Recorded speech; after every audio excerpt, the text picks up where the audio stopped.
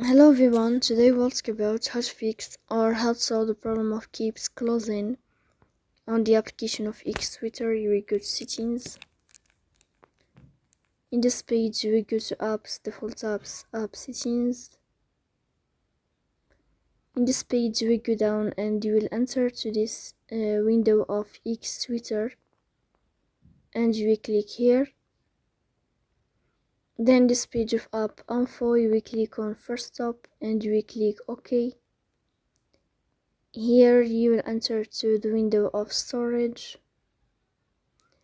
Here you will click on clear cache, but pay attention, don't click clear data because that can delete your account. Here you will go to Play Store and then you can uninstall your app and you can install it again. So please don't forget to support us by like and subscribe. See you next time and thank you for your watching and your attention.